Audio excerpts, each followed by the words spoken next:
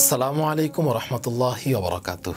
এই মহিমান্বিত রমাদানে ফেজ দ্য পিপলের নিয়মিত আয়োজন রাসূল সাল্লাল্লাহু আলাইহি ওয়াসাল্লামের জীবন আদর্শ নিয়ে ধারাবাহিক সিরিজ হৃদয়ের স্পন্দন হযরত মুহাম্মদ সাল্লাল্লাহু আলাইহি ওয়াসাল্লামের আজকের পর্বে আমরা আলোচনা করব মহাসত্যের দাওয়াতে মহান সাধক হযরত মুহাম্মদ সাল্লাল্লাহু আলাইহি ওয়াসাল্লাম।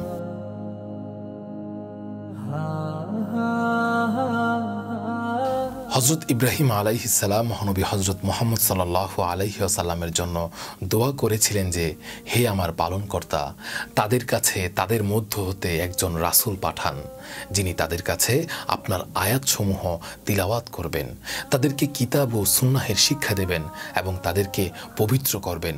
নিশ্চয় আপনি পরাক্রমশালী ও প্রজ্ঞাময়।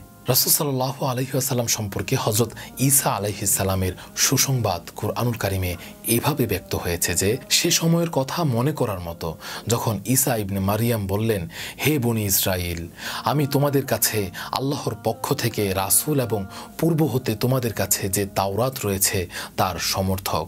আমার পরে আহমদ নামে যে রাসূল আসবেন, আমি তার সুসংবাদদাতা। পরবর্তীতে স্পষ্ট নিদর্শন সহ যখন তিনি তাদের কাছে এলেন, তখন তারা বলতে লাগলো, এ এক স্পষ্ট জাদু।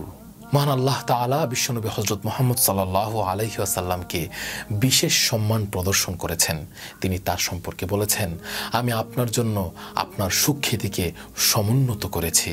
হযরত আবু সাঈদ খুদরি রাদিয়াল্লাহু তাআলা আনহু থেকে বর্ণিত, রাসূল সাল্লাল্লাহু আলাইহি ওয়াসাল্লাম বলেন, একবার হযরত জিবরাইল আলাইহিস সালাম বললেন, আমার ও আপনার পালনকর্তা বলেছেন, আপনি কি জানেন আপনার রব আপনার সুখ্যাতিকে কিভাবে সমুন্নত করেছেন?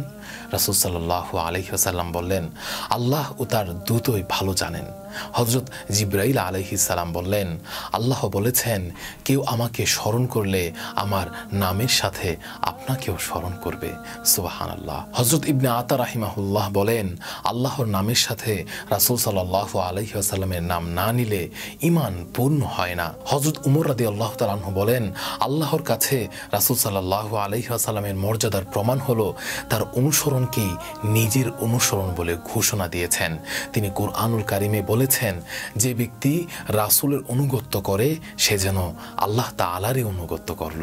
সুবহানাল্লাহ। এমনই ভাবে আল্লাহ তাআলা নবী আলাইহিস সালামকে তাদের নাম নিয়ে সম্বোধন করেছেন, যেমন হে আদম, হে নূহ, হে ইব্রাহিম, হে মুসা, হে দাউদ, হে জাকারিয়া, হে ইয়াহইয়া।